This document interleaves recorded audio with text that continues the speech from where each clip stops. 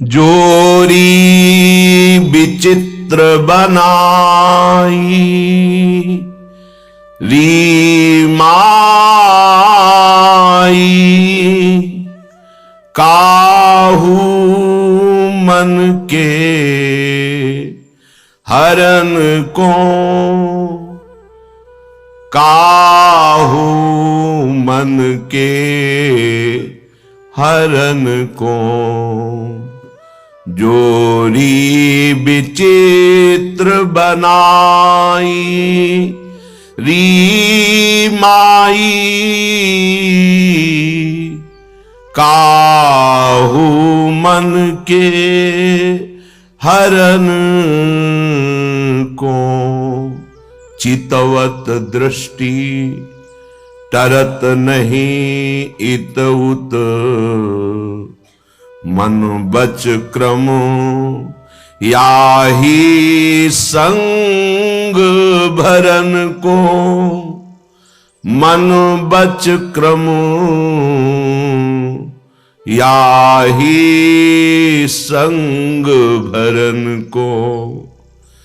ज्यों घन दामिनी संग रहित नित, बिछुरत नाहिन और बरन को।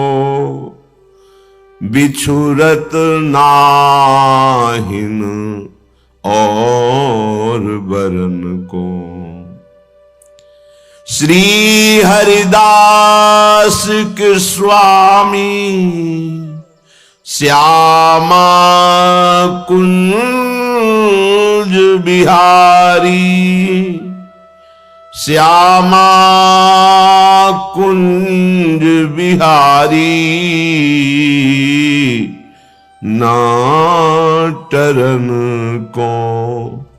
जोरी विचित्र बनाई री माई, काहू मन के हरन को।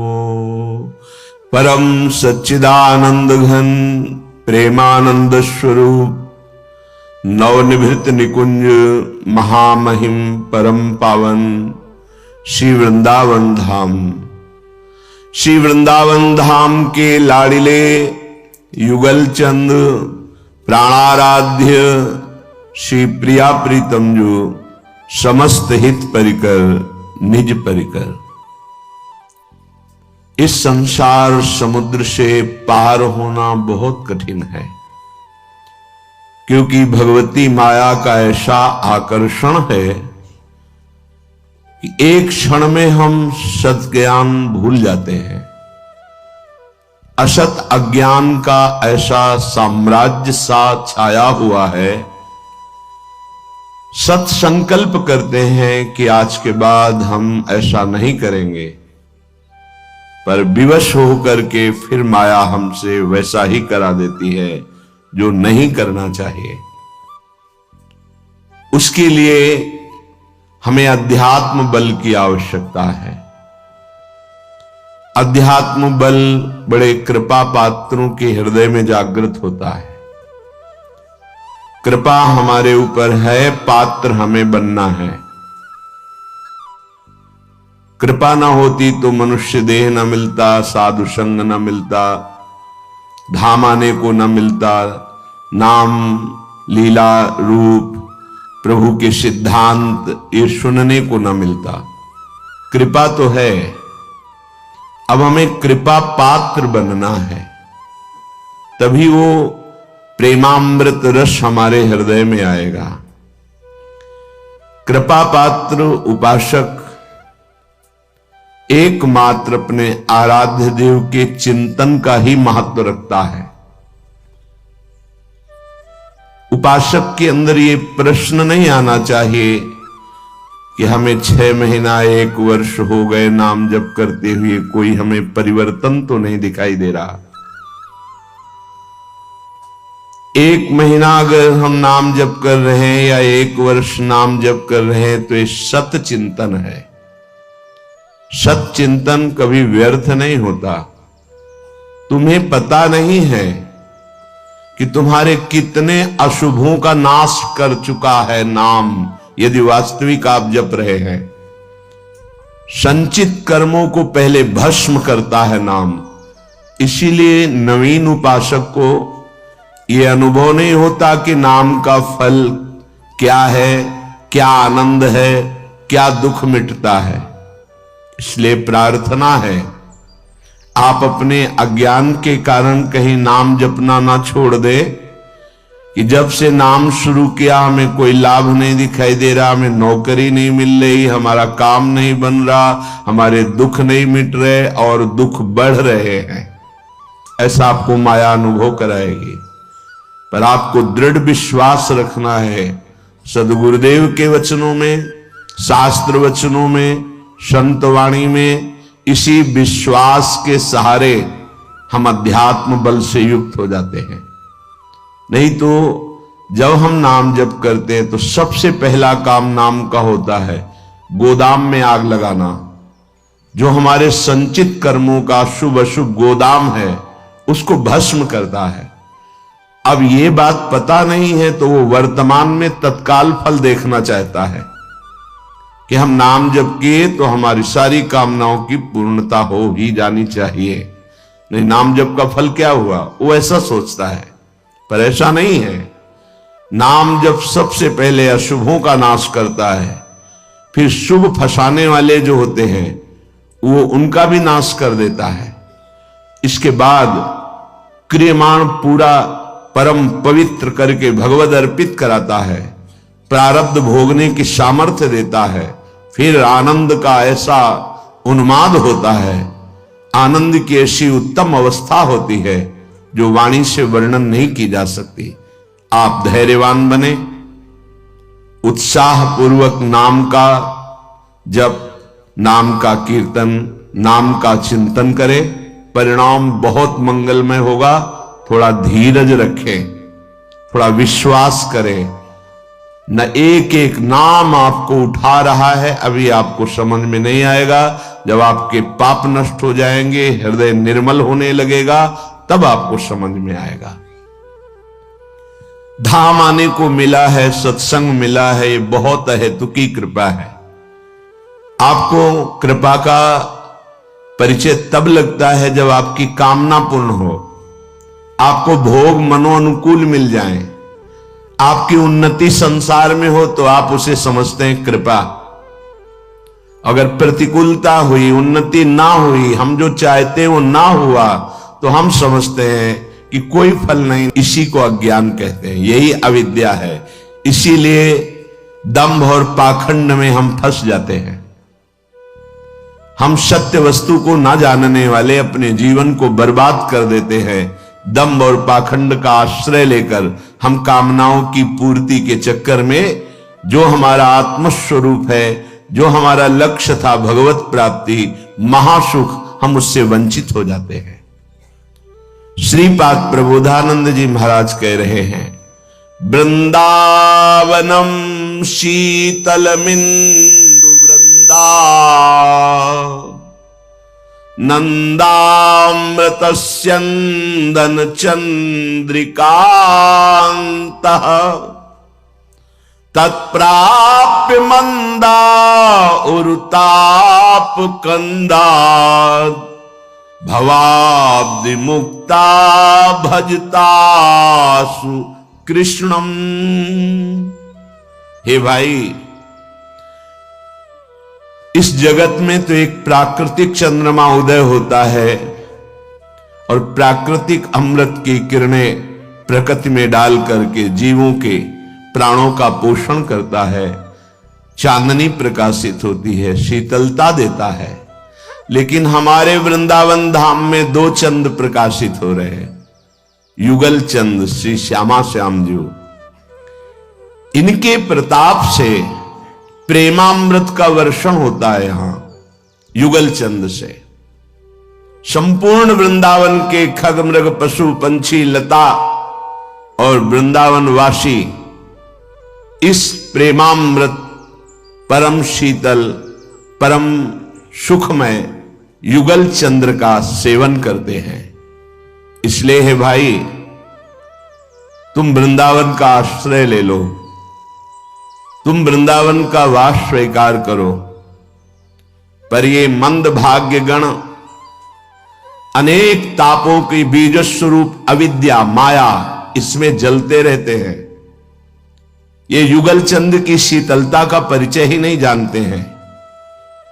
हमारी प्रार्थना है, इस संसार में तुम फंस चुके हो, मुक्त होने की इच्छा करो। श्रीपाद कह रहे, मैं मुक्त होना चाहता हूं। मान अपमान, सुख दुख, लाभ हानि, जन्म मरण, ये नाना प्रकार के दुख देने वाले द्वंद्व, कपट का यहां जाल बिछा हुआ है। कोई सच्चा प्यार नहीं करता। पाए जान जगत में सब जन कपटी, कुटिल, कलयुगी, टंचु। इसलिए हे प्रभु, मैं इस दुख में संसार से मुक्त होना चाहता हूं। ये किसी भाग्यशाली के हृदय में बात आती है। श्रीपाद कह रहे, बहुत ही सहज में तुम्हें इस संसार से मुक्त करके, प्रेम में आसक्त करके महासुख प्रदान करने की सामर्थ्य वृंदावन धाम रखता है। इसलिए आओ, तुम्हारा स्वागत है। एक बार वृंदावन आओ और बैठ करके शांति पूर्वक, एकाग्रता पूर्वक भगवत चरणारविंद की रति प्रदान करने वाले, मुक्त करने वाले सत्संग का श्रवण करो, मनन करो और आचरण में उतारो, तो तुम्हें श्री कृष्णचंद्र का शीघ्र ही वो भजन प्राप्त हो जाएगा जिससे परमानंद, जिससे प्रेमानंद, विज्ञानानंद घन ये अनुभव होगा। विषयानंद छूट जाएगा जो धोखे का है, और सच्चिदानंद तुम्हें प्राप्त हो जाएगा जिनका नाम श्री कृष्ण है। श्री प्रियाजू कृष्णचंद्रजू लालजू महाराज, प्रियालाल के चरणारविंद का प्रेम और उनका परिचय ये सब प्राप्त हो जाएगा। इस धाम में आने के लिए यदि तुम्हारे सदगुरु मना करें तो भी तुम्हें उनकी आज्ञा नहीं माननी। ये बात श्रीपाद प्रबोधानंद जी महाराज कई बार कहा है इस वृंदावन महिमामृत में, क्योंकि धाम परम गुरु है। किम नः सद्गुरु गौरवेन कुरुताम किम लोक लज्जाद्यनः किम वानोपयसो भयम न विषयो धर्मस्य कस्याप्यहम् उन्मादीव शृणोम्यहम् न सतसः शास्त्रस्य तद्विद्वचः श्री वृंदावन सदृशेन यद् भूदाविष्टमुच्चैर्मनः। यदि तुम्हारे सदगुरु वृंदावनवाद का निषेध करें, वृंदावन आने का निषेध करें, तो उनके गौरव को नहीं रखना। किम न सदगुरु गौरवेन कुरुताम, न गौरवेन कुरुताम। यदि हमें धाम प्रिया प्रीतम से विमुख करने की बात कही जाए तो गुरु की भी बात न मानी जाए। गुरु बलि तजेव कंत ब्रज बनितन भे मुद मंगलकारी। तजेव पिता प्रहलाद विभीषण बंधु भरत महातारी। गुरु बलि तजेव कंत ब्रज बनितन भे मुद मंगलकारी। गुरु का संबंध है प्रियालाल के चरणारविंद में प्रेम कराना, उनके धाम में, नाम में, रूप में, लीला में रति करा देना। यदि ऐसा नहीं, धाम से विमुख, नाम से विमुख, रूप लीला चिंतन से विमुख, तो बोले किम न सदगुरु गौरवेन कुरुताम। गुरुदेव का एक गौरव है हर उनकी आज्ञा का पालन करना। लेकिन यदि हमें धाम से विमुख करते हैं, प्रिया प्रीतम से विमुख करते हैं, नाम से विमुख करते हैं, लीला चिंत, तो गुरु किस बात के? न गौरवेन कुरुताम। फिर हम आपकी बात नहीं मानेंगे, जैसे बलि जी ने नहीं मानी। गुरुदेव ने कहा कि तुम जानते नहीं ये 3 पग पृथ्वी मांगने वाले कौन हैं, मैं इनको जानता हूं। ये सर्वलोक महेश्वर भगवान श्री हरि वामन रूप में तुम्हारे सामने भिक्षुक रूप में खड़े, मत देना नहीं तुम्हारी सामर्थ्य नहीं कि तुम 3 पग दे सको, ये सर्वस्व छीन लेंगे। तब उन्होंने कहा गुरुदेव यदि ये भगवान भिक्षुक बन करके आए हैं तब तो जरूर देंगे हम, क्योंकि इन्हीं के लिए तो आप है, इन्हीं के लिए यज्ञ है, इन्हीं के लिए मेरा जीवन है। प्रहलाद जी के ये पौत्र है, कैसे धोखा खा सकते हैं? इतने बड़े महाभागवत के बेटे हैं, ये धोखा नहीं खा सकते। गुरुदेव ने कहा मैं शाप देता हूं, यदि मेरी आज्ञा का पालन नहीं करोगे अवश्य दे दीजिए, मैं शिरोधार्य करता हूं, जा स्त्री भ्रष्ट हो जा। स्वीकार कर लिया, लेकिन गुरु की आज्ञा का पालन नहीं किया। क्या कि भगवान को दान नहीं देना है, 3 पग पृथ्वी का संकल्प किया। गुरुदेव सर्वज्ञ थे, जानते थे भगवान शुक्राचार्य जी कि ये कौन है। वैसा ही हुआ, आखिर में बलि को बांध दिया भगवान ने और कहा बड़ा दानी बनता था, गुरु के भी वचन नहीं माने, अब बोल तीसरा पग कहां रखूं, क्योंकि 2 में ही समस्त ब्रह्मांडों को नाप लिया। बलि जी ने हाथ जोड़कर कहा प्रभु अभी तो हमने प्रणाम भी नहीं किया आपको, हाथ बंधे हुए हैं, नहीं तो हाथ जोड़कर पहले आपके चरणों में माथा रखता। आपने 2 पग में हमारी संपत्ति नापी, तीसरा पग हमारे ऊपर रखे माथे पर, क्योंकि अभी संपत्तिवान बकाया है। तनिक भी रोष नहीं, भगवान बिक गए। आज भी रसातल में, सुतल लोक में बलि के दरवाजे पर खड़े हुए वामन रूप से हैं, सुरक्षा, स्वयं सुरक्षा कर रहे हैं।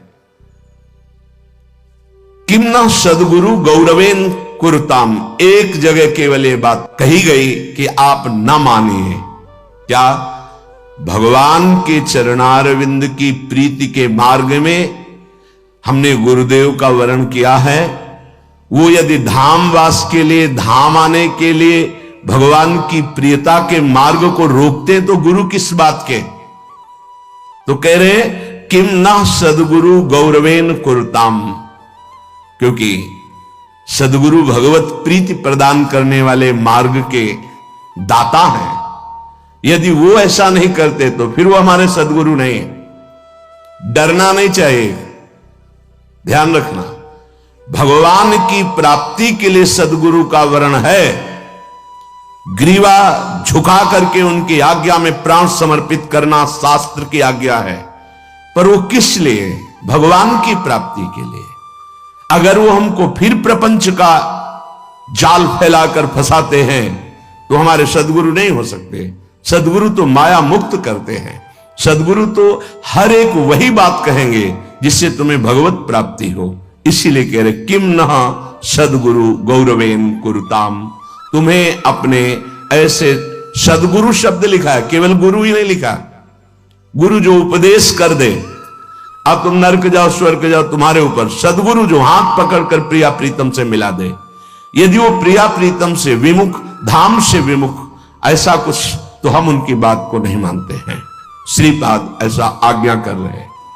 किम लोक लज्जाद्य नह, अगर हमारी भगवत प्राप्ति में लोक लज्जा बाधा पहुंचा रही है, लोग क्या कह रहे हैं, समाज क्या कह रही है, अब हमको नहीं देखना। लोक लज्जा की भी हम तिलांजलि दे दीजिए, नहीं मतलब है हमें कोई लोक लज्जा से। ये श्लोक केवल केवल भगवत प्राप्ति के लिए, केवल, इसमें कोई तर्क की गुंजाइश नहीं। जब हम भगवत प्राप्ति के मार्ग में चलते हैं तो ये लोक बहुत बाधा पहुंचाता है। वृंदावन के बास को जिनके नाय हुलास, तिनको परस न कीजिए तज धूत्रिन को पास। वृंदावन के बसत ही जो करे अंतरान, तीसम शत्रु न और को मन बच के या जान। यदि हमें धाम वास में, धाम आने में, भगवत प्रीति के मार्ग में, नाम जपने में कोई भी संबंध बाधा पहुंचाता है तो हम उस संबंध को ही नहीं मानते हैं। जब गुरु के संबंध को कह दिया तो फिर माता पिता पुत्र परिवार संसार की अन्य संबंधों की तो महिमा ही नहीं है इस कोटि की जैसी गुरु की महिमा है। जब कह दिया किम न सदगुरु गौरवेन, तो फिर किसके गौरव को रखना है? मुझे इस जन्म में भगवत प्राप्ति करनी ही है। पहला श्लोक जो आज वर्णन हुआ वो यही तत्प्राप्य मंदा उर्ताप कंदात भवाब्धि मुक्ता भजतात कृष्णम। अब मैं इन तीनों तापों में नहीं जलूंगा, अब मैं भजन करके सच्चिदानंद भगवान को प्राप्त करूंगा, श्यामा श्याम को प्राप्त करूंगा, चाहे कोई मेरे मार्ग में आ जाए। अब किसी की मान मर्यादा में मैं फंसने वाला नहीं। प्रीति न काहू की कान विचारे, मार्ग अपमार्ग विथकित मन को अनुसरत निवारे। ज्यो सरिता सावन जलोमगत सन्मुख सिंधु सिधारे, ज्यो नादहि मन दिए कुरंगन प्रगट पार धी मारे। अब चाहे जान चली जाए, चाहे भीषण विपत्ति आवे, कोई मुझे सहारा न दे, पर मैं इस जन्म में भगवत प्राप्ति करूंगा। किसी के गौरव को नहीं मानूंगा, न लोक लज्जा की, न अन्य कोई किसी की आज्ञा जो भगवत विमुख कर दे मुझे। ये इसके लिए तत्पर रहना चाहिए। हम भगवत साक्षात्कार का अगर दृढ़ नियम ले लें तो हमको वो बात किसी की नहीं माननी जो भगवत साक्षात्कार से विमुख कर दे। किंवा नोप यशो भयम, मुझे अब इसकी भी चिंता नहीं कि हमारी निंदा होगी, नहीं, अब कोई परवाह नहीं। प्रीति न काहू की कान विचारे। इसमें विद्या अविद्या का कोई प्रश्न ही नहीं है। यह विद्या और अविद्या दोनों से परे परा विद्या है। जब किशोरी जी करुणा करें तो ये समझ में आवे। आप तो इस बात की साधना करते मैं ब्रह्म हूं, या साक्षात ब्रह्म जिनके आगे कर जोड़े खड़ा है, कैसे महिमा जानोगे? जिनके चरणों की आराधना करके ब्रह्म भाव पुष्ट होता है, वो जगत गुरु भगवान श्री कृष्ण है। जिनकी श्वासों से वेद प्रकट हुआ, उसी वेदों के शिरोभाग को उपनिषद कहते हैं। वही उपनिषद तत्वबोध कराते हैं। जिनकी श्वासों से वेद प्रकट हुआ, जिन्होंने स्वयं प्रकट होकर गीता गायन किया, जिन्होंने स्वयं प्रकट होकर श्री कृष्ण द्वैपायन भगवान व्यास देव जी के रूप में वेदों का विस्तार किया, वो भगवान जिनके आगे हाथ जोड़े खड़े हैं, वो परा विद्या राधा नाम धारण करने वाली हमारी स्वामिनी हैं, जिनको राधा कहा गया, जिनकी आराधना स्वयं श्री कृष्ण करते हैं, वो राधा।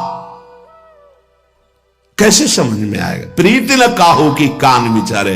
अब परवाह नहीं कि लोग क्या कहते हैं, अब परवाह नहीं कोई कह दे तुम्हें नरक मिलेगा, पक्का स्वीकार।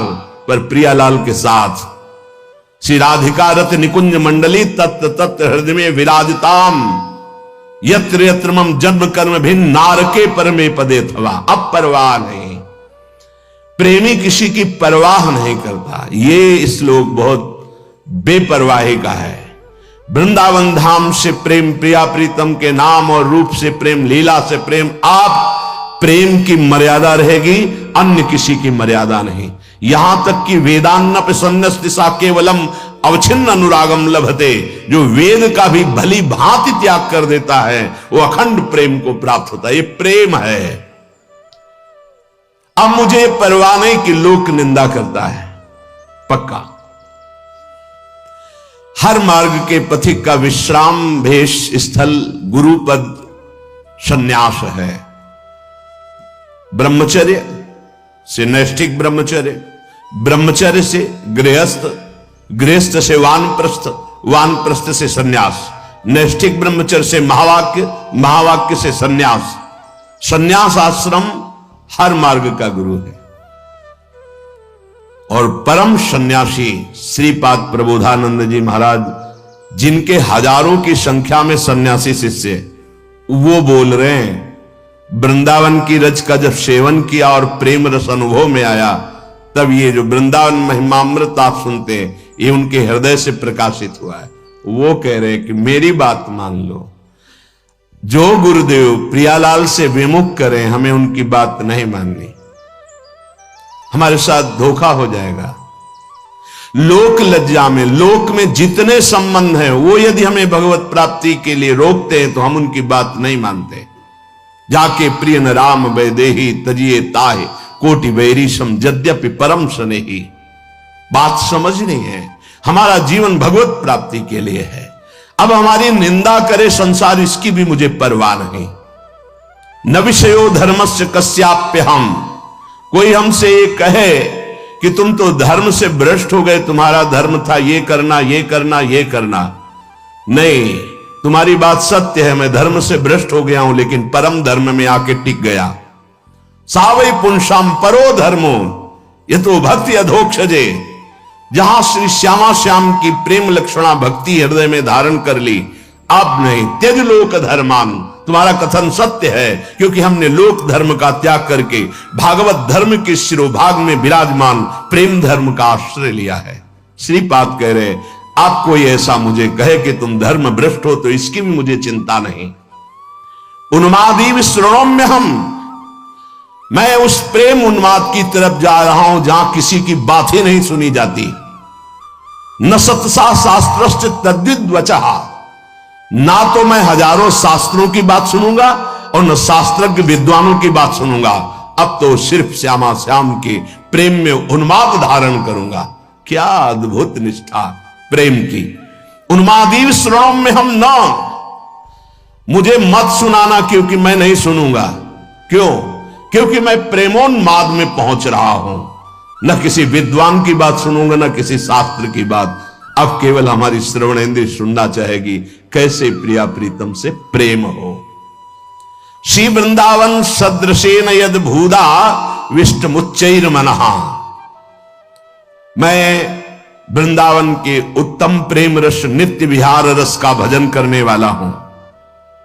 मेरा मन प्रियाजू की कृपा से इस प्रेम रस में आविष्ट हो गया है। अब मेरे लिए वृंदावन से उत्तम कोई नहीं, क्योंकि वृंदावन ने मुझे प्रियाजू प्रदान किया, प्रियाजू के चरणों का प्रेम प्रदान किया, राधा नाम प्रदान किया। अब किसी की कोई मर्यादा नहीं। प्रेम की अपनी स्वयं की मर्यादा है कि वो किसी की मर्यादा नहीं रखता। प्रीति न काहू की कान बिचारे, ये प्रेम है। प्रीति की रीति रंगीलो ही जाने। अगर प्रेम का सही रूप कोई जानता है तो प्रभु श्री कृष्ण जानते हैं। इसलिए वो मर्यादा पुरुषोत्तम के रूप में जब अवतरित हुए तो एक एक मर्यादा का पालन। और जब लीला पुरुषोत्तम प्रेमावतार श्री कृष्ण चंद्रजू, तो महाराज की लीलाओं को समझना सदगुरु की चरण शरण में बैठकर ही हो सकता है। जो रसिक हैं, जो लाडली लाल के रस में डूबे हुए रसिक सदगुरुदेव हैं, उनके चरणों के समीप बैठकर ही इनकी लीला समझ सकते हैं। नहीं, इनकी लीला बड़े बड़े मुनियों के लिए भी अगोचर ही है। न देवैर ब्रह्मादेर न खलु हरि भक्तैर न सुहृदा, ये स्वयं बाके हैं, इनकी लीला भी बाकी है। ये बाके की बाकी लीला को जिसका कहीं कुछ बाकी नहीं रह गया वही समझ सकता है। कोई भी चाह, कोई भी लालसा यदि बाकी है तो बाके की लीला को नहीं समझ सकता। जिसका हृदय समस्त कामनाओं से इच्छाओं से रहित हो चुका है और प्रेम रस का रसिक हो गया है, वो इनकी लीलाओं को जानता है। श्रीपाद कह रहे, ये मैंने इसलिए कहा कि मेरा मन श्यामा श्याम के प्रेम में अब प्रवेश कर गया है और ये प्रेम पंचम पुरुषार्थ है। तो उपासक को बड़ी कृपा है यदि वृंदावन धाम आने को मिले, आश्रय मिले, वास करने को मिले, उसमें विशिष्ट कृपा के सत्संग मिल जाए। सत्संग से हमारे समस्त संशयों का नाश हो जाता है और हृदय दृढ़ हो जाता है कि अब मैं मुक्त होना चाहता हूं। जीवन मुक्त महापुरुष ही प्रेम में प्रवेश होता है, ध्यान रखना। प्रेम रस तभी प्राप्त होता है, पहले प्रेम जीवन मुक्त करता है, तत्वबोध कराता है। सर्वान वस्तुतया निरीक्ष परम स्वाराध्य बुद्धिर्मम, जो उपनिषद कहते हैं सर्वम खलमिदम ब्रह्मणे नानास्ति किंचन, इसका पहले बोध होता है, फिर प्रेम रस प्राप्त होता है। जीवन मुक्त करके विदेह स्थिति से फिर वो प्रेम प्रदान करते हैं। जैसे पांचों भूले देह शुद्धि, ये विदेह स्थिति है। तब छठे भावना रास की, तब वो भावना में प्रवेश करता है। इतनी ऊंचाई हम अपने साधन बल से नहीं प्राप्त कर पाते, ये गुरु कृपा बल से। तभी कहा है रे मन रसकन संग बिन रंच न उपजे। एक साधारण बिना साधन जानने वाले को भी प्रियाजू मिल गए। क्यों? क्योंकि सीधे रसिक कृपा और आसक्ति मेरी लाडली मेरी प्रियाजू, वो दुनिया के शास्त्रों का परिचय नहीं जानता, सिद्धांतों का परिचय नहीं जानता, बस उसके हृदय में एक बात बैठ गई, मेरी प्रियाजू, मेरी स्वामिनी, मेरी प्राण प्रिय सखी, लाडली जू, बात बन गई। ये जन्म बंधन से, कर्म बंधन से मुक्त होना बहुत कठिन विषय, बहुत कठिन। जब शास्त्रों का स्वाध्याय करो तब पता चलता है, तभी कहते हैं भगवत प्राप्ति अत्यंत कठिन, पर वो गलत शब्द है। भगवत प्राप्ति अत्यंत सरल। संसार का राग, शरीर का राग छोड़ पाना बड़ा कठिन, इसीलिए परिणाम को वो कठिन बोल देते हैं। परिणाम को कठिन बोलने से घाटा हो जाएगा, हम डर जाएंगे कि हम भगवत प्राप्ति नहीं कर पाएंगे। हमें उत्साह रखना है कि भगवत प्राप्ति बहुत सरल है। कठिन है शरीर संसार का राग छोड़ना, और इसकी जिम्मेवारी है गुरुदेव की। बस आप उनके कथनानुसार चले तो शरीर और संसार के राग का नाश हो जाएगा।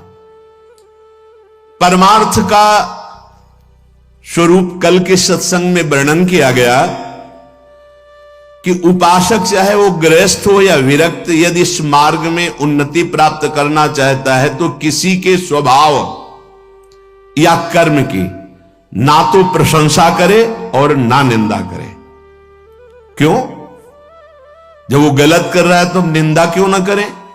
तुम क्रिया को देख रहे हो लेकिन पावर को नहीं देख रहे। पावर गोविंद है उसमें, सामर्थ्य गोविंद है उसमें। उपासक उपास्य देव को देखता है, क्रियाओं को नहीं देखता। बोले नहीं, बहुत गंदा आदमी, उससे हम भगवान कैसे मान सकते हैं? तो गंदा उसकी क्रिया को लेकर के है, लेकिन परम कारण तत्व जो बैठा है वो निर्विकार, चेतन, अमल, सहज सुख राशि, उसको क्यों नहीं देखा? तुम क्रिया देखने वाले संसारी नहीं हो, तुम तत्व का दर्शन करने वाले भगवत भक्त हो, उपासक हो, जिज्ञासु हो। जैसे है हम छाया को देखकर, कल ध्यान कीजिए सत्संग का, छाया को देखकर भ्रम हो जाता है कोई है क्या, ठूंठ को देखकर भ्रम हो जाता है भूत है क्या, रस्सी या टायर को देखकर हमें भ्रम हो जाता है ये सर्प है क्या, पर वहां कुछ नहीं होता। वो ठूंठ है, वो रस्सी है, वो आपकी छाया है। ठीक ऐसे ही पूरे संसार में आपके सिवा कुछ नहीं है। सच्ची माने आपको भ्रम होगा, कैसे ऐसे हो सकता है? जैसे स्वप्न में आपके मन के सिवा कुछ नहीं था, तो उसमें दुश्मन भी थे, मित्र भी थे, भोग भी था, ना जाने क्या क्या था, पर जब जगे तभी वो झूठा समझ में आया ना। स्वप्न में तो आपको सब सत्य लग रहा था, ऐसे ही अज्ञान से युक्त होने के कारण आपको ये नानात्व तो सत्य लग रहा है। स्त्री पुरुष, अच्छा बुरा, नीच उत्तम मध्यम, ये आपको लग रहा है। श्री भगवान कह रहे हैं, बहुत गूढ़ प्रसंग है। अगर आज का प्रसंग समझ लेंगे तो प्रियाजू के चरणों में लिपट जाएंगे कि मेरे बस की बात नहीं। ध्यान से सुनिएगा। आत्मैव तदिदं विश्वम सृज्यते सृजति प्रभु। बहुत सुंदर विषय। भगवान ने अपने आप से अपने आप का सृजन किया है, दूसरा कुछ नहीं। आत्मैव तदिदं विश्वम सृज्यते सृजति प्रभु। त्रायते त्राति विश्वात्मा ह्रियते हरितीश्वरः। उसने अपने आप से अपने आप को बनाया। त्रायते त्राति विश्वात्मा ह्रियते हरितीश्वरः, और अपने आप से अपने आप की रक्षा की, पालन किया। और फिर ह्रियते हरितीश्वरः, फिर अपने आप से अपना संहार किया। यह है सत्य विषय। उद्धव तस्मान्नहात् बनोन्यस्मा दन्यो भावो निरूपितः। निरूपितेयं त्रिविधा निर्मूला भातिरात्मनि इदं गुणमयं विद्धि त्रिविधम मायया कृतम। इसलिए उद्धव तुम सच्ची बातें समझो, मैं अपने आप से अपने आप को रचा, अपने आप से अपने आप का पालन किया और अपने आप से अपने आप का संहार कर लूंगा। किसको दोष दर्शन दें, किसकी निंदा करें, किसकी प्रशंसा करें? कोई दूसरा हो तब ना।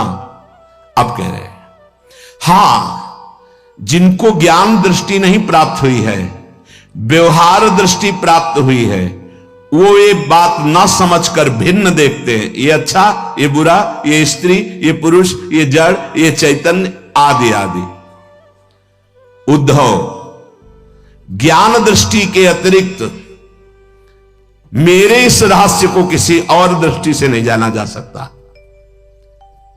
जो कुछ भी तुम्हें दिखाई दे रहा है, प्रतीत हो रहा है, तुम्हारे चिंतन में आ रहा है, ये केवल मैं ही मैं हूं। देखो, पीछे मन को लगाने की दो युक्तियां बताई गई थी।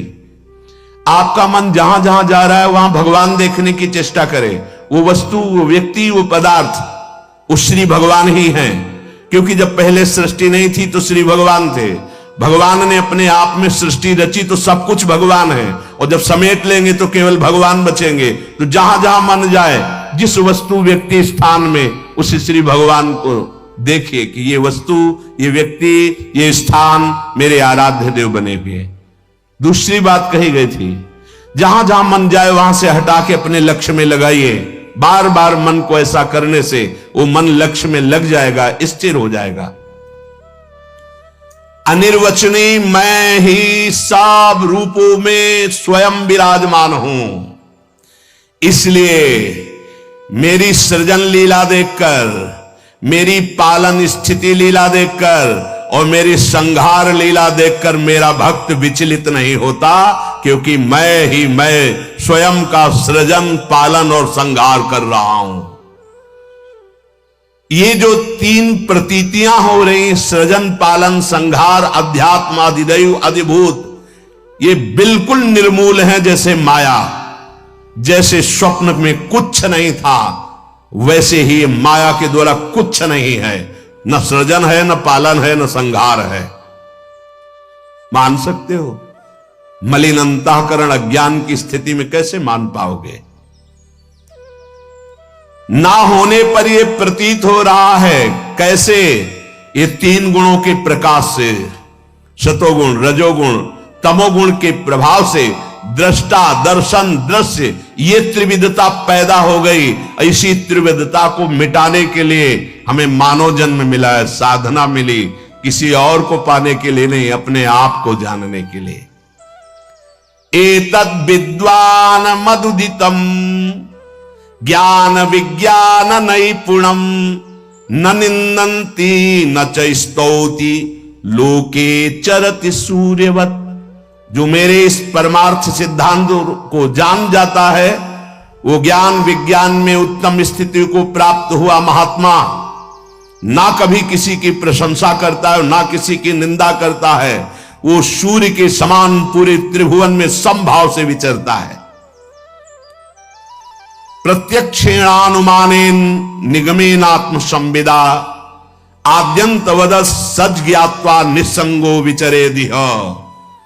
इसलिए मेरा भक्त प्रत्यक्ष से, अनुमान से, शास्त्र से, आत्मानुभूति से, महापुरुषों से वो ये जान चुका है कि ये माया का त्रिविध खेल चल रहा है, सतोगुणी, रजोगुणी, तमोगुणी, पालन, सृजन, संहार। इसलिए वो सबसे असंग हो जाता है। ये स्थूल, सूक्ष्म कारण, तीनों लोक असंग होकर के वो अपने आप से अपने आप में तृप्त रहता है। धन्य है ऐसा महापुरुष जो अपने आप से अपने आप में तृप्त रहता है, वो असंग भाव से विचरता है। उद्धव जी को एक प्रश्न यहां परेशान करने लगा मन में कि आत्मा अविनाशी चैतन्य घन, शरीर जड़ नाशवान, फिर ये जन्म किसका होता है, फिर मरण किसका होता है?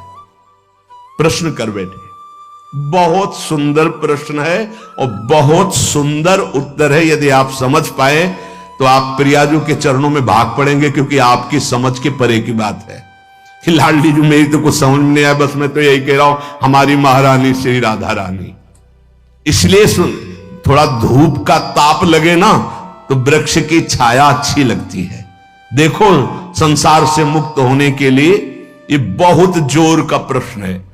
उद्धव जी ने कहा, नैवात्मनो न देहस्य संसृतिर्दृष्ट दृश्ययो अनात्मस्व दृशोरीस कस्य स्युदुपलभ्यते।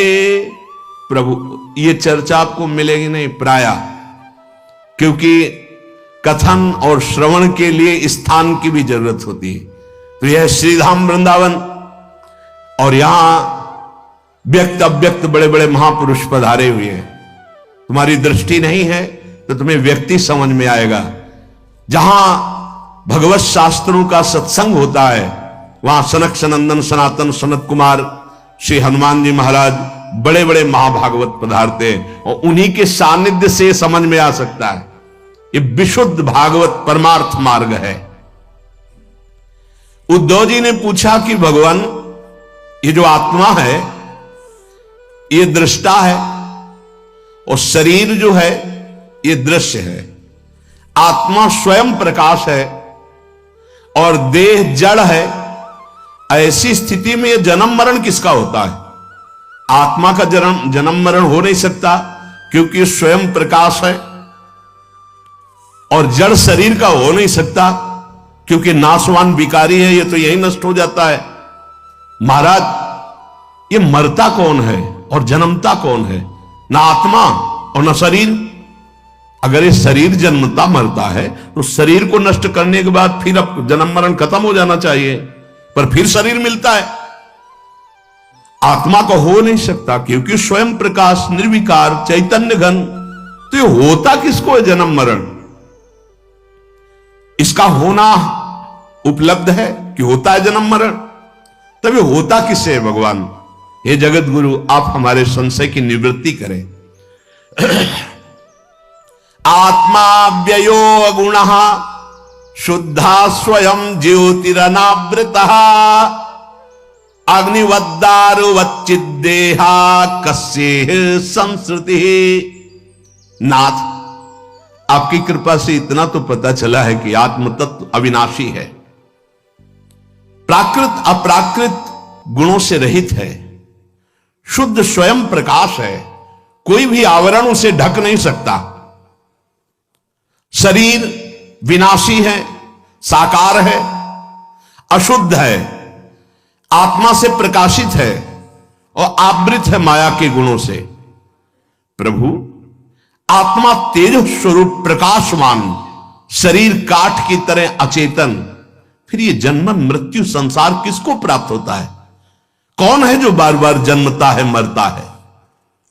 श्री भगवान वाच यावद्देहेन्द्री प्राणै रात्मनः सन्निकर्षणम् संसारा फलवास्तावत् पार्थो अविवेकिनः। भगवान श्री कृष्ण ने कहा, प्रिय उद्धव, बहुत तुमने विशुद्ध परमार्थ के स्वरूप का प्रश्न किया है। यद्यपि इस संसार का ज्ञान में कोई अस्तित्व नहीं है, अज्ञान के कारण यह भास रहा है, पर ध्यान देने योग्य बात, जब तक ये देह का अभिमानी है, मैं स्त्री मैं पुरुष, मैं ये देख रहा हूं, मैं खा रहा हूं, मैं बोल रहा हूं, इंद्रियों का अभिमानी है, प्राणों का अभिमानी है, तब तक आत्मस्वरूप जो निर्विकार सच्चिदानंदमय है, इस भ्रांति के कारण बार बार जन्म और मरण को प्राप्त होता रहता है। यद्यपि ना उसका कभी जन्म होता है ना मरण होता है, फिर भी भ्रांति, ये भ्रांति स्वप्न की तरह है। अर्थे हृद्यमाने पी संस्कृतिर न निवर्तते ध्यायतो विषयानस्य स्वप्ने नर्थागमो यथा। जब तक इसको ये भान रहता है कि मैं स्त्री हूं मैं पुरुष हूं, मैं अपनी इंद्रियों से भोग रहा हूं, मैं ये भोगा हूं, ये भोगूंगा, ये उसकी भ्रांति ऐसे है जैसे स्वप्न में। और स्वप्न में प्राप्त हुआ सुख दुख जब तक जागता नहीं तब तक सत्य भासता है। स्वप्न की विपत्तियां या स्वप्न का सुख कोई भी सत्य नहीं है, पर वो जब तक जगाया नहीं जाएगा तब तक उस विपत्ति या सुख को भोगता रहेगा। ऐसे ही बिल्कुल न जन्म है न मरण है, आत्म तत्व निर्विकार, शरीर भ्रमात्मक त्रिगुणात्मिका माया से रचा हुआ। पर जो साधक, जो मनुष्य अपने को स्त्री या पुरुष मानकर और विषय भोगों का चिंतन करता रहता है, वो अज्ञानी स्वप्नवत भोगों में फंसा हुआ जन्म मरण रूपी संसार से कभी निवृत्त नहीं हो सकता। पहली बात, जो नींद में देख रहा है स्वप्न को, तो उसमें सब सत्य उसे भास रहा है, पर जो जग करके फिर चिंतन किया तो उसे झूठा नजर आया। तो जगना है भगवान के प्रेम में, भगवान के विशुद्ध तत्व ज्ञान में। उद्धव जी जब तक जगा नहीं है तो उसका परिचय है शोक हर्ष भय क्रोध लोभ मोह स्पृहादय अहंकारस्य दृश्यन्ते जन्म मृत्युश्च नात्मनः। बार बार इससे शिकार होना पड़ेगा मृत्यु का, काल का। किसे? जिसके हृदय में अहंकार है।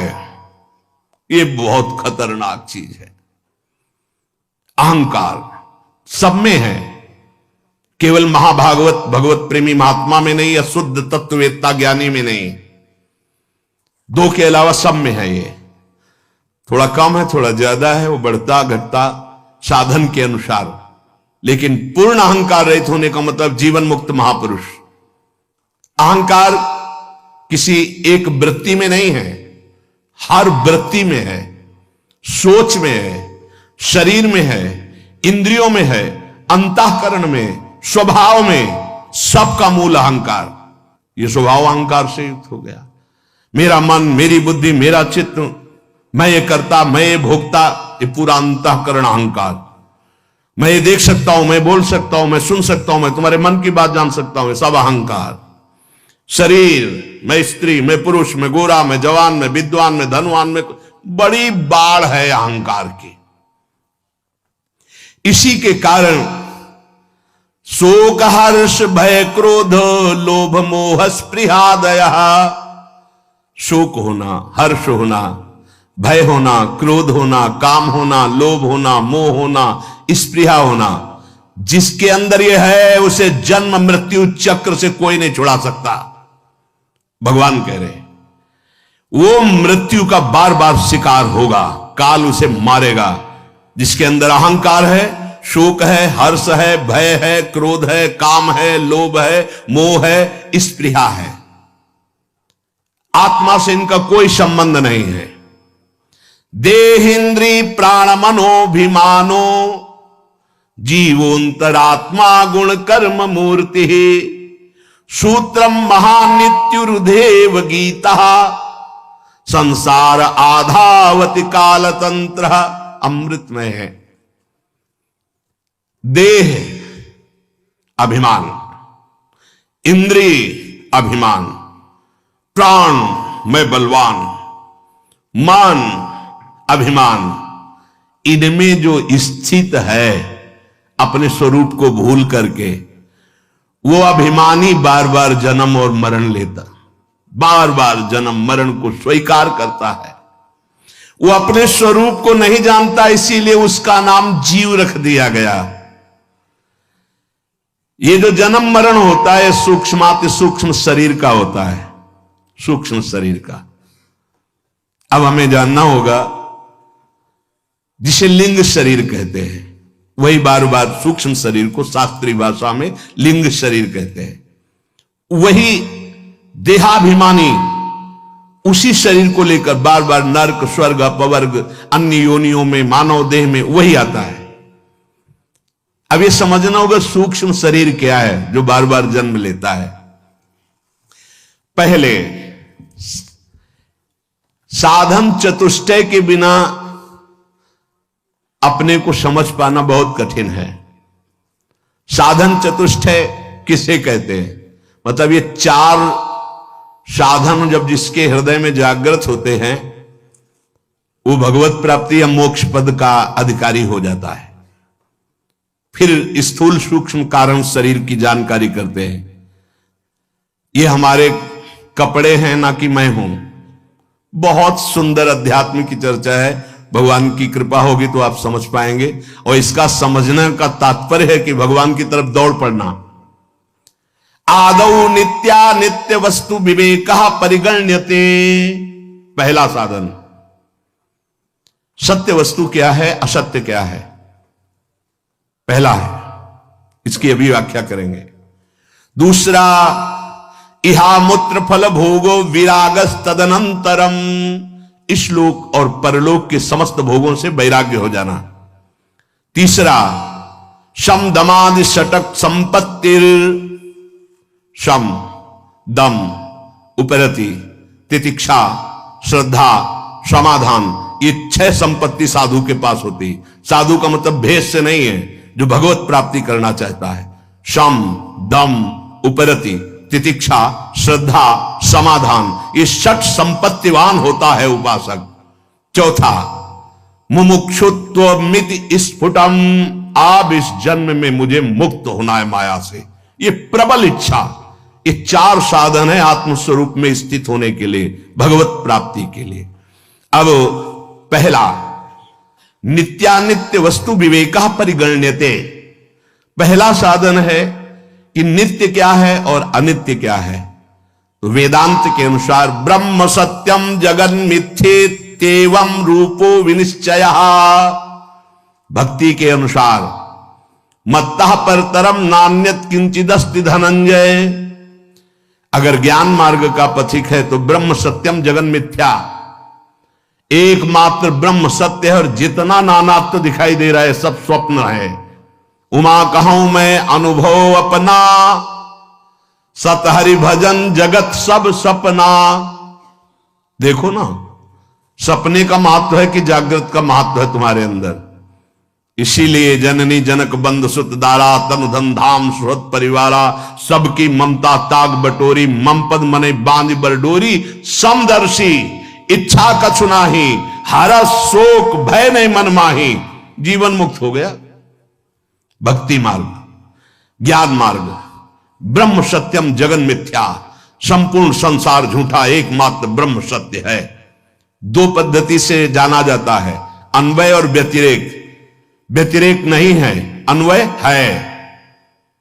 पहले व्यतिरेक, ये जो शरीर देख रहा हूं, ये जो भोग विलासता देख रहा हूं, ये जो अच्छा बुरा जन्म मरण देख रहा हूं, ये सब मिथ्या है।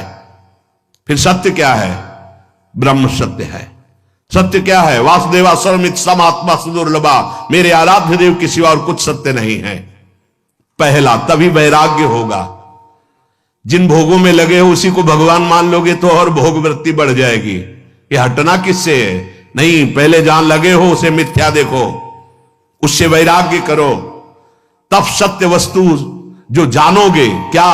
हरि, ब्रह्म, जो भी नाम आप दो उसी एक परमात्मा तत्व के हैं। तो ब्रह्म सत्यम जगन मिथ्येत्येवं रूपो विनिश्चयः।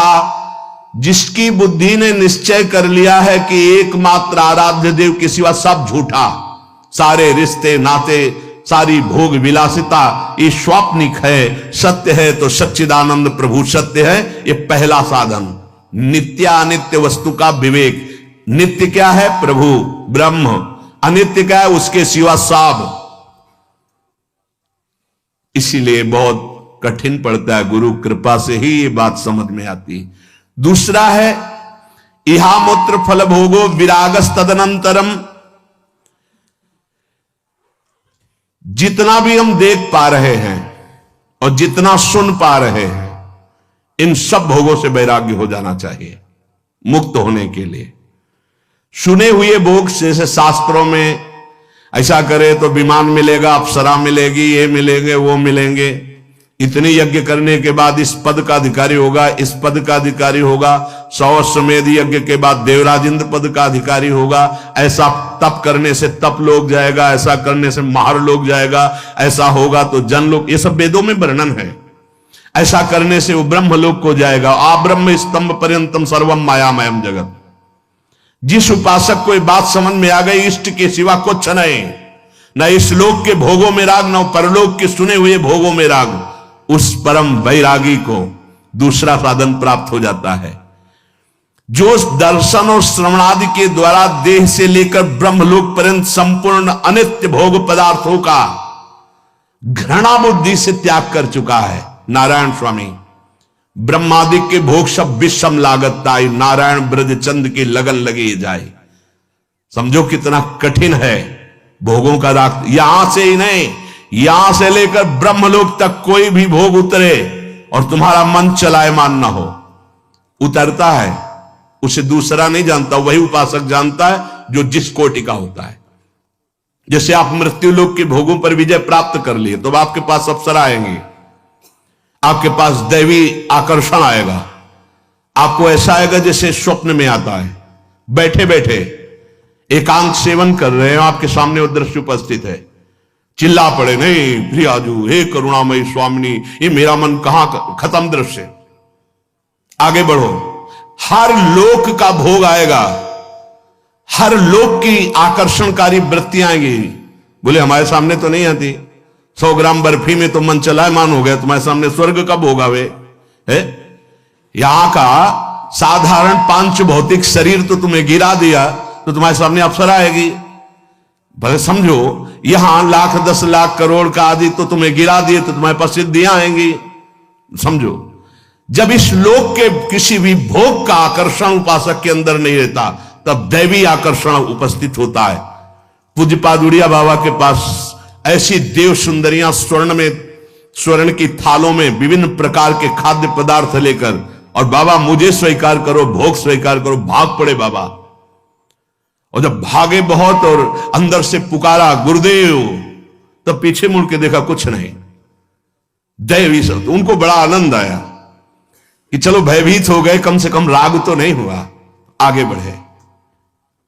इस लोक में जो दर्शन किया, श्रवण किया, परलोक की जो बातें श्रवण करी, कहीं भी कोई आसक्ति नहीं, घृणा बुद्धि से कि सब माया में जादू का तमाशा है, सत्य है तो प्रियालाल सत्य है, प्रभु सत्य है, उसे वैरागी कहते हैं। दूसरा साधन। तीसरा बहुत जोर की संपत्ति है, यह साधक की संपत्ति है। बोले शम दमादि षटक संपत्ति है। पहला शम, बार बार जो इंद्रियों में विषयों का आकर्षण आता है उसमें दोष दृष्टि होना, कुछ नहीं। कौन सा ऐसा द्वार है जहां से अमृत निकलता है? कौन सा ऐसा भोग है जो हमें परम सुख प्रदान कर सकता है? बार बार दोष दृष्टि, और उसका चित्त विरक्त हो गया है, चित्त, और अपने लक्ष्य पे स्थित हो गया है, उसे शम कहते हैं। चित्त को ही संकल्प विकल्प करने के कारण मन कहते हैं। जिसका मन अपने आराध्य देव में आसक्त हो गया है, कोई भोग उसे विचलित नहीं करता है, वो पहला संपत्तिवान है। शम रूपी संपत्ति उसको प्राप्त हो चुकी है। दूसरा, विषय येभ्यः परावर्ते स्थापनम स्व स्व गोलके उभयेषा इंद्रियाणाम सा दमः परिकीर्तितः। बिना किसी भोग का अवलंबन लिए हुए हर इंद्रिय अपनी अपनी जगह अंतर्मुख। नेत्र खुले हैं पर केवल लक्ष्य दिखाई दे रहा है, कान है पर उसे केवल अपने आराध्य देव की बात, मंत्र, नाम सुनाई दे रहा है। हर इंद्रिय अपने गोलकों में स्थित होकर अंतर्मुख हो गई है। अभी हमारी हर इंद्रिय बहिर्मुख है। ज्ञानेन्द्रियां और कर्मेंद्रियां दोनों को साधक ने खींच लिया है और खींच करके अपने स्थानों पर स्थित कर दिया है, उसे दम कहलाता है। वो उपासक दम संपत्तिवान है, अपनी 10 इंद्रियों को अधीन कर लिया है। क्यों? क्योंकि शम में ही पहले घृणा हो चुकी है, यहां से लेके ब्रह्मलोक तक के भोगों से दोष दृष्टि हो गई है उसकी। उन भोगों से उसको किंचन मात्र भी सुख की आशा नहीं रही, तो इंद्रियां अपने आप अंतर्मुखी हो गई। वो दम स्थिति को प्राप्त हो, बोले तुम में दम हो तो करके दिखाओ। तो सच्चा दम यह है कि अपनी इंद्रियों को, चाहे ज्ञानेन्द्रीय चाहे कर्मेंद्रीय, वो भोगों से हटा करके सच्चिदानंद अपने लक्ष्य में स्थित है। वृत्ति का बिल्कुल बाह्य न होना, किसी भी बाह्य विषय से आकर्षित न होना, इसी का नाम उपरति है। कई बार चर्चा की है। पहले शम दम उपरति। भोगों की लालसा है पर मैं भोगूंगा नहीं, क्योंकि भगवत प्राप्ति करना इसे त्याग कहते हैं। यहीं से शांति शुरू हो जाती है। त्यागात् शांतिरंतरम, ये पहला त्याग। दूसरा, भोगों की उपस्थिति होने पर ये भोग सुख देंगे, ये भाव ही खत्म हो चुका है अंदर से, उसे बैरागी कहते हैं। तीसरा, ये भोग है ऐसी वृत्ति ही खत्म हो चुकी, उसका नाम उपरति है। सम दम उपरति। सम अपने चित्त का, अपने मन का आराध्य देव में स्थित हो जाना, कहीं आकर्षित ना होना। दम अपनी 10 इंद्रियों को निज गोलकों में स्थित करके अंतर्मुख कर लेना। उपरति, किंचन मात्र त्रिभुवन में कोई भोग सामग्री भी है ऐसा भान न रह जाना, उसे उपरति कहते हैं। अब तितिक्षा, सहनम सर्व दुखानां प्रतिकार पूर्वकम चिंता विलाप रहितम सा तितिक्षा निगद्यते। उपासक को जो तितिक्षु है, सहनशील, सबसे बड़ा पहला लक्षण है महात्मा का, चाहे वह गृहस्थ हो चाहे विरक्त हो, भगवत मार्ग के पथिक का। तितिक्षवः भगवान कपिल देव जी ने कहा। फिर कहा कारुणिका सुहृदा सर्वभूताना। आगे बात अलग है। पहला है तितिक्षवः। किसे कहते हैं तितिक्षवा? बोले सहनम सर्व दुखानाम, समस्त दुखों को बिना प्रतिकार किए हुए सह जाना। कोई निंदा कर रहा है, कोई अपमान कर रहा है, या शरीर रोग से ग्रसित हो गया, या कुछ भी, हर दुख को सहना। अपनी दिनचर्या में फर्क नहीं पड़ने वाला। सच्ची बात समझना। एक संत को देखा तो वो एक करवा रखते थे और उसमें पंजीरी रखते, सेनपुर में, जिसमें बाबा सरकार मग्नानंद सरस्वती जी रहते थे, पास में ही था, वो उनका आश्रम था। वो 4 घंटे गंगा जी में खड़े होकर के मंत्र जाप करते थे। अलग अलग संतों की दिनचर्या होती है। तो कछुआ ने काट लिया। अब रोज खड़े होना, कोई औषधि नहीं, प्रतिकार नहीं उसका, तो वहां सड़न पैदा हो गई और पूरा पैर पक गया। अब उनसे जब औषधि के लिए कहा जाता तो वो मना कर देते थे कि नहीं नहीं ठीक है, कोई परेशानी नहीं। सच्ची तितिक्षा ये है कि प्रतिकार किए बिना आए हुए प्रारब्ध भोग को सह जाना। जैसे पूज्य राधा बाबा फिसले खड़ाऊ से, और उस समय त्रिपुर सुंदरी का अनुष्ठान कर रहे थे और टूट गया अंग। बांस की खपाच बंधवाई, लेकिन कोई इंजेक्शन नहीं, कोई एलोपैथिक दवा नहीं। बड़ा मुक्त होना, देखा ना कितना कठिन। सहन तितिक्षवा, ये तितिक्षा शब्द ये तो शरीर का हुआ। अब सूक्ष्म शरीर, काम का वेग, क्रोध का वेग, लोभ का वेग, मोह का वेग, मद का वेग, मत्सर का वेग, बिल्कुल शांत, कोई जान नहीं सकता, अंदर ही अंदर सह गए, उसे कहते तितिक्षवा। बिना कोई प्रतिकार किए सारे कष्टों को सह जाना, सर्दी गर्मी बरसात। तो सहनम सर्व दुखाना म प्रतिकार पूर्वकम, बिना कोई प्रतिकार के आए हुए हर दुख को सह जाना, ये सहनशीलता है, ये तितिक्षा है। फिर श्रद्धा, सम दम उपरति तितिक्षा और श्रद्धा। जैसा गुरुदेव बोले बिल्कुल वैसा, बिना विचार किए वैसे का वैसा मानना। जैसा शास्त्र आज्ञा कर रहा है वैसे का वैसा मान लेना, इसे श्रद्धा कहा गया है। और श्रद्धावान लभते ज्ञानम, वही शुद्ध ज्ञान और भक्ति को प्राप्त होता है। तुम्हें लाभ दिखाई दे रहा है लेकिन गुरुदेव को हानि दिखाई दे रही, गुरुदेव की बात मानो। नहीं, जो वो कह रहे हैं हमें अक्षरशः पालन करना है। अब इसके बाद समाधान। कई बार कहा है कि चित्त का समाधान हो जाना चाहिए, साधक का समाधान के विषय में कोई प्रश्न नहीं होना चाहिए। क्या समाधान? सर्वदा स्थापनम बुद्धे शुद्धे ब्रह्मणि सर्वथा तत्समाधानमित्युक्तम न तो चित्तस्य लालनम। कह रहे हैं चित्त का दुलार करना समाधान नहीं कहलाता। आज ये खा लें, आज वो पी लें, आज ये देख लें, आज वो सुन लें, ए साधक, चित्त न तो चित्तस्य लालनम, चित्त का दुलार करने के लिए हम सब मार्ग में नहीं आए, विध्वंस करने के लिए आए। मन मांगे आज रबड़ी तो उसे नमक का घोल देना चाहिए, भगवत मार्ग में चले। ये किसको बुला रहे हो, किसको बढ़ा रहे हो? उठा के पटक देगा तुम्हें जिसको खवा रहे हो, जिसको खवा रहे हो तुम्हें उठा के पटक देगा सतमार्ग से अलग, दुश्मन को नहीं। हाँ, जब तक मन विषयाभिलाषी तब तक दुश्मन, और जब मन विषय रहित वो तो इंद्रियाणाम मनश्चास्मि, साक्षात श्री कृष्ण है। इच्छाओं की पूर्ति करने वाले साधक का कभी समाधान नहीं होता, ध्यान रखना। इसीलिए कहे न तो चित्तस्य लालनम। अपनी बुद्धि से जब निश्चय कर लिया कि सत्य वस्तु केवल परमात्मा है, प्रियालाल है, तो उसी में स्थित रहे और जथा लाभ संतोष सदा काहू सो कछु न चाहूंगो। बिना चाहे रबड़ी आ गई तो जय राधा वल्लभ लाल की, और बिना चाहे नमक रोटी मिल रही तो जय राधा वल्लभ लाल की। चाह किसी भोग की नहीं, और बिना चाह के जो भी है प्रारब्धानुसार आया, उचित विचार करके कोई परास्त नहीं कर सकता। आज ऐसी कचौड़ी बननी चाहिए। अब लगे हैं हलवाई, बन रहे हैं, खा रहे हैं, तो बोले ना तो चित्तस्य लालनम, चित्त का समाधान नहीं हो पाएगा, भगवत प्राप्ति में बाधा पड़ जाएगी। जरा विचार करके देखना भाई, कसौटी है ये परमार्थ की, ना तो चित्तस्य लालनम। जब ये बात आती है कि आज हमको ये चाहिए, तो पूर्ति तो हरि गुरु कर देंगे, लेकिन बहुत असंतोष होता है। सच्ची मानना, आपको सिर्फ प्रभु चाहिए, इसके अलावा जा ही न चाहिए कबों कछु। तुम्हारे मुख से नहीं निकलना चाहिए, मन में भले आ जाए। तुम्हें गंभीर रहना चाहिए। क्या पाओगे आज?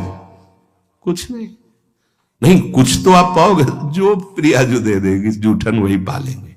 इसके सिवा शब्द नहीं निकलना चाहिए। शब्दों में सुधार करो, शब्दों में सुधार करो, वाणी से परिपक्व बनोगे तब मन से परिपक्व हो जाओगे। तुम्हारा मन कह रहा है लेकिन तुम्हें नहीं कहना। आज उत्सव है, आप सब मिलकर बताइए क्या पवाया जाए। नहीं, कुछ नहीं, नहीं कुछ तो फिर जो आप दे देंगे श्री जी की जूठन वो पालेंगे। इसके अलावा शब्द नहीं होना चाहिए कि आज इनका जन्मदिन है, आज अमुक चीज बननी चाहिए। ये अमुक चीज श्री जी के लिए बननी चाहिए। आपकी अगर भाषा भी निकले, आज हमें मन करता है कि श्री जी को आज ये पवाया जाए क्या? हाँ, ये श्री जी को पवाया जाए। ये तो बात समझ में आ गई। नहीं, आज अमुक उत्सव है, आज अपने लोग ये पाएंगे। गए आप सब लोग साधन से चले जाओगे। पक्का समझ लीजिए, ये चित्त का लालन करना, दुलार करना, ये बहुत हानिकारक है। ये सब इंद्रियों को फ्री कर देगा। जो हम समेटना चाहते हैं, बिखरी पर्यो मन सिमटत नाही, इंद्रन लीनो जीत सी द्रुदा जी। तो समाधान क्या है? जो गुरुदेव के द्वारा निश्चय किया गया तत्व श्यामा श्याम, इसके सिवा में कुछ नहीं चाहिए। न जीवन, न मृत्यु, न सुख, न दुख, न लाभ, न हानि। जैसी भी परिस्थिति आएगी उसको सबको सहेंगे। बस यही हम कहेंगे कि हमें श्यामा श्याम चाहिए, इसके अलावा कुछ नहीं। आपको क्या पसंद है? राधा नाम नहीं, वैसे ना, ऐसे ना वैसे। आपको क्या चाहिए? श्री जी की दास्ता। आप अकेले रहते हैं? नहीं, श्री जी के साथ रहते हैं। हर उत्तर आपका अध्यात्म से जुड़ा होना चाहिए। नहीं, सुनते हैं व्यवस्था आपकी ठीक नहीं है। हमारी व्यवस्था बहुत जोर की है। श्री जी के सिवा हमें और कोई व्यवस्था नहीं चाहिए। गुरुदेव ने वो व्यवस्था कर दी है, अब हमें और कोई व्यवस्था नहीं चाहिए। उत्तर आपका अध्यात्म साधक के जैसा होना चाहिए। संसारिक उत्तर नहीं होना चाहिए कि बैठ के दुखड़ा रोने लगे कि हमारी ये समस्या, हमारी। साधु की हर समस्या का समाधान साधुता है। जब चित्त का समाधान हो गया तो फिर व्यवधान किसका? प्रॉब्लम उसको है जो शरीर संसार का रागी है, जो भगवत अनुरागी है, ये शब्द ही नहीं उसके जीवन में, समस्या प्रॉब्लम ये शब्द ही नहीं, ये वाला चिंतन नहीं रहता, उसका चिंतन हर समय सच्चिदानंद में रहता है। अब कह रहे हैं कि मुमुक्षुता ये आखिरी है संपत्ति। पहला नित्यानित्य वस्तु का विवेक, दूसरा देह से लेकर ब्रह्मलोक तक वैराग्य, तीसरा समदम उपरति तितिक्षा श्रद्धा समाधान। अब है मुमुक्षुता, ये अहंकार से लेकर देह पर्यंत ये सब अज्ञान कल्पित माया के द्वारा रचा हुआ, ये मैं नहीं हूं, मैं जानना चाहता हूं कि मैं कौन हूं, इसे मुमुक्षुता कहते हैं। मैं मुक्त होना चाहता हूं, मैं अविनाशी हूं तो कैसा हूं, मैं इस विनाशी शरीर में फंस गया हूं, कोई मुझे मिले और मुझे बोध करा दे। वो जो मुमुक्षुता उसके अंदर बढ़ती, उसे मुमुक्षुता कहते हैं। जब ये चार साधन हृदय में जागृत होते हैं तब परिचय प्राप्त होता है शरीरों का। स्थूल शरीर किसे कहते हैं? ये जो आप देख रहे हैं, मज्जा स्थिमेदहा पल रक्त चर्म त्यागावधातु भिरे भिरन्वितम पदोर्वक्षो भुज पृष्ठ मस्तकई रंगई रूपांगई रूपयुक्तमेतत् अहममेति प्रथुनित शरीरम मोहास्पदम स्थूलमितिर्यते बुधैः। मज्जा हड्डी, मेदा, मांस, रक्त, चर्म, त्वचा, इन 7 धातुओं से बने हुए इस ढांचे को, इसमें कहीं आप नहीं है। मज्जा, अस्थि, मेद, मांस, रक्त, चर्म, त्वचा, इस 7 धातुओं से बना हुआ यह ढांचा है जिसको मैं लेकर घूम रहे हैं। मैं गोरा, मैं काला, मैं, यही बंधन। ध्यान से सुनो। चरण, जंघा, छाती, भुजा, पीठ, मस्तक, ये अंग उपांगों से युक्त जो ढांचा है, इसमें माया के द्वारा मैं और मेरा भाव स्थित हो चुका है। इसे स्थूल शरीर कहते हैं, जो आप देख रहे हो। ये आकाश, वायु, जल, तेज, पृथ्वी, ये 5 भूतों से बना हुआ है। इसमें मज्जा, अस्थि, मेद, मांस, रक्त, चर्म, त्वचा है। इसमें चरण, जंघा, छाती, भुजा, पीठ, मस्तक आदि अंग उपांग हैं। और इसमें जो अहंकार हो गया कि मैं स्त्री, मैं पुरुष, मैं गोरा, मैं काला, मैं बलवान, मैं जवान, मैं महत्वशाली, मैं अमुक कुल का, यही तुम्हारी दुर्गति का कारण बंधन है। अहंकार स्थूल बिल्कुल अलग है, बिल्कुल एक कपड़ा है, आत्मस्वरूप नहीं है। और इसे हमने आत्मस्वरूप मान रखा है, मैं। इसी से 5 विषयों का भोग करता रहता है अहंकारी, शब्द, स्पर्श, रूप, रस, गंध। ये स्थूल शरीर मूढ़ पुरुषों को बांधे हुए है, ज्ञानियों को नहीं, प्रेमियों को नहीं। थे बचन मिथुन मुख निशरत सुन सुन देह दशाकिन भूलो। किसी भी मार्ग के पथिक हो, पहले इससे राग अपना हटाना पड़ेगा। बिल्कुल ठसा बैठा है, मैं स्त्री, मैं पुरुष। देख लो, जब तिलक लगाते हो तो शरीर के माथे पे लगाते हो या अपने? देख लो, अपने लगाते हैं। हाँ, यही अहंकार, इसी को भूलना है। एक स्थिति ये भी आती है कि ये सब भूल जाते हैं। लिखंति भुज मूल तू न खलु शंख चक्रादिकम विचित्र हरिमंदिरम न रचयंति बालस्थले लसत तुलसी मालिकाम दधित कंठ पीठे नवा गुरुर भजन विक्रमात् को इहिते महाबुद्धया। वो ऐसी स्थिति को पहुंच गया, होश ही नहीं तिलक लगाने का। कंठी बंधी की नहीं, होश ही नहीं, क्योंकि शरीर ही को होश नहीं है। पर वहां तक पहुंचने के लिए लगाना है। ऐसा न हो कि कल से लगाना बंद कर दे कि हम उस स्थिति में। हाँ, नहीं, ऐसे बहुत जल्दी आज सिद्ध हो जाते। ये स्थूल शरीर का राग विषय भोगों में फंसाता है। स्थूल शरीर समझ गए? इसका राग शब्द, स्पर्श, रूप, रसगंध भोगना, ये काले सर्प से भी अधिक भयानक जहरीला है। सामने अब उसकी व्याख्या कह रहे कि काला सर्प डसेगा तो जब डसेगा तभी मरोगे, एक ही शरीर नष्ट होगा। ऐसे देख ले तो मर जाएगा, सूंघ ले तो मर जाएगा, छू ले तो मर जाएगा। क्या? शरीरों का राग। बोले एक जन्म नहीं 7 जन्म तक, जन्म जन्म नहीं जन्म जन्म, क्या बोलता चला जा रहा है। शरीर राग कैसे बोल रहा है? हम जी नहीं सकते तुम्हारे बिना। क्या हुआ? बोले देख लिया मर गया। क्या हुआ? बोले छू लिया मर गया। सांप ने तो डसा तो एक शरीर नष्ट किया, और ये अनंत जन्मों से आसक्ति चली आ रही, स्त्री आसक्ति, पुरुष आसक्ति, भोग आसक्ति, श्रवण देखना, क्या क्या सब प्रपंच। आंख से देखने वाले तक को मार देगा यह विषय। सौबरी जी 50 ब्याह, अजामिल पूरी जिंदगी बर्बाद, वो तो पुत्र के बहाने नारायण, देख लेने से मार देगा, डसने की जरूरत नहीं है। हाँ, शरीर में पूरा विषय विष भरा हुआ है, आकर्षण, आसक्ति, राग। बीछी के पूंछी वसे, बिच्छू के तो पीछे केवल डंक में जहर है, और मुख में बसे भुजंग, सांप के केवल मुख में है। मुख भर न डसने पावे तो खिलौना है वो, कुछ नहीं है। केहर के नख में बसे, सिंह के पंजों में विष है, वो मार दे तो मूर्छित हो जाओगे। और पांचभौतिक शरीर के सब अंग में जहर है। इसकी रचना ऐसी हुई है, सब अंग। देख लिया तो मर गए, छू लिया तो मर गए, भोग लिया तो मर गए। मर गए, अब जी नहीं सकते, ऐसे दलदल में फंस गए, भोगना ही पड़ेगा। अब कोई निकला हुआ महापुरुष तुम्हें निकाल ले तो निकाल ले, नहीं। ये भोगों का दलदल ऐसा है कि बातें बनाते रहो, कसम खाते रहो, भोगते रहो। पक्की बात, गंगा मैया और जमुना मैया और भगवान और चाहे जिसकी कसम खा लो, जिस दिन भोग सामने आएगा परास्त करके बैठ जाएगा आपको, आपके चित्त में गिरा के बैठ जाएगा। ये बड़े बड़ों की बात है, छोटे की बात नहीं। इसे कहते हैं स्थूल शरीर, जिसे आपने अभी सुना। जब कोई स्थूल शरीर का राग रखकर इस परमार्थ में आता है तो उसे ये परमार्थ ऐसे लील जाता है, परमार्थ को ऐसे लील जाता है जैसे तैर कर जाने वाले को मगरमच्छ लील जाता है। शरीर रागी। फिर क्या होता है? दंभ और पाखंड।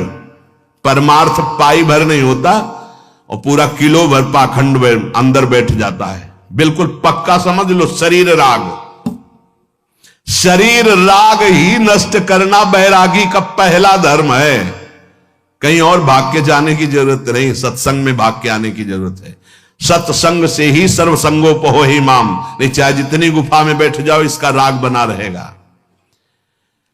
जिसने गुरु कृपा से प्राप्त विवेक और वैराग्य के तलवार से इस शरीर राग रूपी ग्राह को नहीं मारा, वो इस संसार समुद्र में तत्काल लीन लिया जाएगा, आगे कदम परमार्थ में नहीं चल पाएगा। और जिसने गुरु कृपा पात्र बन करके विवेक रूपी तलवार से इस शरीर राग को नष्ट कर दिया, वो सुखपूर्वक संसार समुद्र से पार हो जाता है। इस विषय मार्ग में चलने वाले मलिन बुद्धि देहाभिमानी को पद पद पर मृत्यु जैसा दुख देता है। ये शरीर, ये भोग, ये नशा, ये पाप कर्म, ये आचरण मरा जा रहा है, वो प्रतिपल जल रहा है, प्रतिपल मर रहा है। इसलिए अय उपासक, तू मोक्ष धर्मावलंबी है, मुक्त होना चाहता है इस संसार से, तो तू इस शरीर राग को पहले विषमान और विष का त्याग कर। विष को मत पी, ये तू शरीर नहीं है। ये देह अनादिकाल से हमको प्राप्त होती रही है, कभी सुअर, कभी कुत्ता, कभी, और हर देह में हम आसक्त होते रहे हैं। इस मनुष्य देह से तू अपना राग छुड़ा सकता है। जो उपासक केवल शरीर पोषण में लगा रहता है, ध्यान से सुनिए, सर्दी आई, नख से सिख तक कवर। क्या तुमने अपने को शरीर मान रखा है यार? ये देखो, अभ्यास देखो, या कौन सा आप लगाते हो गर्म कपड़ा, सहते हो ना, शुरू से अभ्यास, यहां कोई कपड़ा नहीं बांधा तो अभ्यास आपका दृढ़ हो गया। संसारी पुरुष फंसे तो फंसे, आप बैरागी हो। जितने से शरीर आपका कांपना रुक जाए, धीरे धीरे सहना शुरू करो। फिर ऐसी सहन शक्ति लाओ कि एक अचला ओढ़कर पार कर दो। एक हमने महात्मा को चित्रकूट में देखा, बैसाख का महीना था, मंदाकिनी के त्रिकोण पर ऐसे पत्थर पर वो लेटे थे, शाम का समय था। तो युगल किशोर से कहा ये जिंदा है या मृत? बोले जिंदा है। तो हम कहा बैसाख का महीना और मोटा कंबल, और वहां जो बराबर नहीं था, त्रिकोण था, ऐसे था, पर ऐसे चिपके हुए थे। अब हम कहा इनके दर्शन करके जाएंगे। बोले अंदर मत जाना, विक्षेप उनको पसंद नहीं, एकदम वो एकांत प्रिय। तो हम कहा बाहर बैठे हैं, हम बाबा जी हैं, जब निकलेंगे रात्रि में। जब वो निकले, क्या उनकी गंभीरता नेत्रों की, क्या उनका वैराग्य, कुछ नहीं, बस एक कंबल, कुछ नहीं, दूसरा शरीर में कुछ नहीं, केवल कंबल ऐसे, और तेज ऐसा कि मानो भुवन भास्कर उदय हो रहे हो, शांति टपक रही थी चेहरे से। जो निकले साष्टांग दंडवत किया, महाराज जी, महाराज जी। वो बिल्कुल नहीं देखे, वो कंबल ऐसे घसीटते हुए आगे। महाराज जी, आप जैसे गुरुजन यदि बात नहीं करेंगे तो हम जैसे नवीन साधक कैसे आगे बढ़ेंगे? महाराज जी, मैं कुछ केवल जानना चाहता हूं, परमार्थ विषय। खड़े हो गए, लौट कर देखा, एक ऐसी छोटी दीवार जैसी थी, बैठ गए तत्काल आसन पे। बोलिए। ऐसा लगा कि भगवान हम पर प्रसन्न हो गए, साधु समागम मिला। अब महाराज जी, पहला प्रश्न है कि बैसाख का महीना है, इस समय एक बनियान भी धारण करना कठिन है, आप इतना मोटा कंबल? बोले 12 महीना ओढ़ता हूं, इसका अभ्यास किया है। महाराज जी, आपके गले में कंठी, ऐसा देखने से लगता है आप वैष्णव हैं। हाँ, हमारी उपासना श्यामा श्याम की है, पर मैं वैराग्य की पुष्टता के लिए चित्रकूट में रहता हूं, ये भगवद आदेश से रहता हूं। महाराज जी, आप वहां क्यों लेटे थे? मैं विक्षेप शून्य जीवन व्यतीत करता हूं, मुझे कोई डिस्टर्ब ना करे, इसलिए वहां रहे हूं। अब महाराज जी, कोई आप अनुभव की बात बता दीजिए जिससे हम परमार्थ में पुष्ट रहे। हर समय शरीर को पवित्र रखो, इंद्रियों को पवित्र रखते हुए ही गुरुमंत्र जपना। अगर अपवित्र दशा में गुरुमंत्र जपा जाएगा तो काम आदि दोषों का वर्धन कर देगा। महाराज जी, फिर आप भिक्षा कैसे करते हैं? एक बार चित्रकूट की गलियों में घूमता हूं, जो बुला के दे देता है पा लेता हूं, अन्यथा बिल्कुल शब्द पे शब्द उत्तर, और बस चल दिए। कई बार मिले उनसे, कई बार उनसे दर्शन संभाषण हुआ, बहुत प्यार दुलार, बस एकांतिक जीवन। अगर उपासक इस स्थूल देह का दुलार करेगा तो मानो ग्राह का पोषण कर रहे हो, तुम्हें खा जाएगा, यही नष्ट कर देगा। ये स्थूल देह जन्म मरण जरा स्थूलता, नाना प्रकार के भोग, बाल्यापन, जवानी, बुढ़ापा, ये नाना प्रकार के दुख, ये नाना प्रकार के मान अपमान निंदा स्तुति में फंसाने वाला है, सिर्फ फंसाने वाला। अगर उपासक सावधान नहीं हुआ तो स्थूल शरीर से फंसा देगा। अब आगे वर्णन करते हैं, कल चर्चा होगी सूक्ष्म शरीर। स्थूल जब छूटता है तो यही रह जाता है, जिसे आप सुना, बिल्कुल बेकार का है। काम बस इतना इससे कि आप भजन करके भगवत प्राप्ति कर लो, ये केवल दुर्लभ है भगवत प्राप्ति के लिए। अगर भगवत प्राप्ति नहीं हुई तो कुछ काम का नहीं, और एक क्षण में मिटिया मेट हो जाने वाला है। पर इतना भ्रम हो गया कि मैं ही हूं, ए भाई, बहुत बुरा भ्रम है ये। इसी को, अरे गाल लाल नहीं है, वो बताना चाहते हैं कि अब तुम्हारा बुढ़ापा आने वाला है, फिर भी ऊपर लाल ही लगाए हैं गाल। हाँ, भौं बिगड़ी हुई है, फिर भी एक एक बाल उखड़वा के उसको सुंदर, कितने दिन रख पाओगे सुंदर?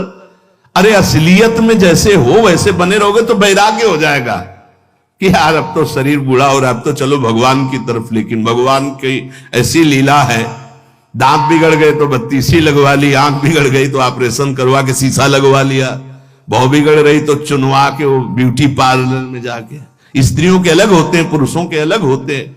ए भाई, काहे को धोखे में पड़ रहे हो? ये तुम नहीं हो, तुम बहुत सुंदर हो, क्योंकि सुंदरता के समुद्र के तुम अंश हो, तुम अविनाशी हो, तुम अमृतमय हो। ये चमड़े की चिकनाहट तुम नहीं हो, ये नष्ट हो जाएगी, आज नहीं तो कल नष्ट हो जाएगी। इससे काम बना लो, केवल ये गाड़ी है, ये केवल भगवत प्राप्ति के लिए गाड़ी है। अगर भगवत प्राप्ति न करके विषय मनोरंजन बाजार की तरफ गया तो ये किसी काम का नहीं है, पक्की बात समझ लो। मरने के बाद पशुओं का शरीर काम में आ जाता है, उनके चमड़ा, उनकी हड्डियां, इसका कुछ काम में आने वाला नहीं, और ये क्षण भंगुर किसी भी समय नष्ट हो सकता है। भगवत प्राप्ति कर लो, इसकी यही सार्थकता है। अगर नहीं समझ पाए तो भोगों में फंसा देगा। शरीर राग तुम्हारा अगला जन्म तय कर देगा, नष्ट कर देगा। तो स्थूल शरीर तो यही छूट जाता है, सूक्ष्म शरीर का अभिमान सहित अगला जन्म होता है। और आत्म तत्व यद्यपि ज्ञान स्वरूप है, यद्यपि कभी नहीं बंधा, पर भ्रम से सूक्ष्म शरीर पर आसक्त होने के कारण उस अजन्मा को जन्म का कष्ट होता है, उस अविनाशी को मरने का कष्ट होता है। आगे चर्चा सूक्ष्म शरीर क्या है, हम उसमें कैसे आ सकते हैं। श्री राधा वल्लभ लाल की जय।